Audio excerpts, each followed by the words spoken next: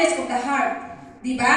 So, I was very much afraid, but I said to the king, think about it. Kung hindi nagtanong ang hari kay Nehemiah, nakasyat pa rin. Hindi pa rin nagsasabi si Nehemiah kung ano yung problema niya.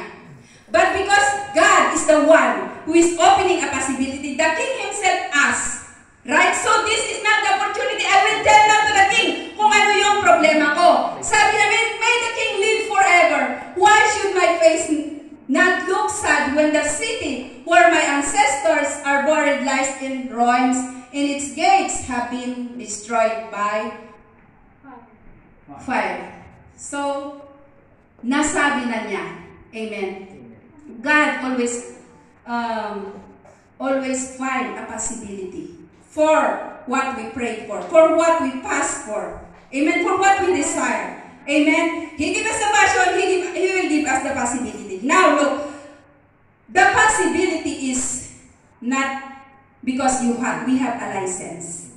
Marami sa atin mga kapatid that they are thinking only that they can accomplish something, they can apply for a job because they have the license.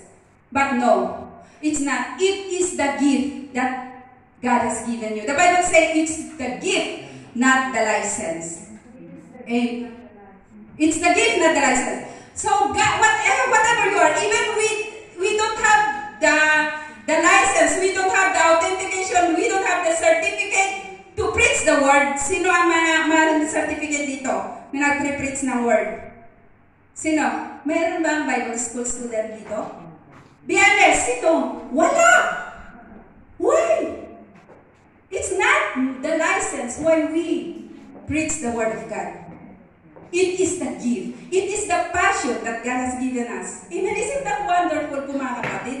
That we are now has the possibility to do the things, the purpose that God has given us, not because we graduate from any Bible school or whatever, but because of the gift that has given by God to us. Amen. We are educated, we have a work, but this is not the basis of the Lord. It is the gift that He has given us. Alam niyo po yung late husband ko? Hindi siya nag-graduate ng Bible school nang dahil sa akin. Pero namatay siya ng reverend. Why? Because really, hindi siya nag-graduate, but his passion talagang pinaib niya. Ako ang nanggugulo sa buhay niya, but yet he insists to do the calling that God has done for him.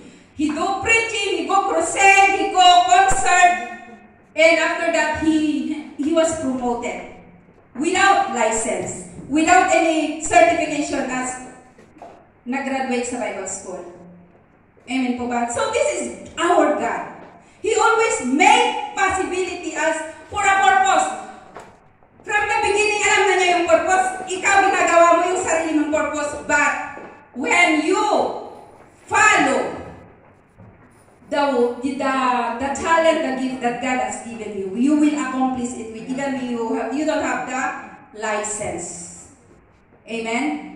So God will always open a possibility. Amen. So, possibility. Even you don't have a license, when you have the passion, okay. So, even you don't have a license, as long as you have the passion, God will open the possibility for you in order for us to accomplish the vision of the church. Amen. Alam na ba natin? Did we ever think, ano nga ba ang purpose ng Panginoon sa akin? Did we ever start right now? Nag-iisip na ba tayo or wala lang? Kasi really, we have a part in this church. Pag mong sabihin na pupunta lang tayo dito para nauupo, nakikinig, kapatid, God has a purpose in your life. You have a part for this church. Amen. So we proceed to number 3.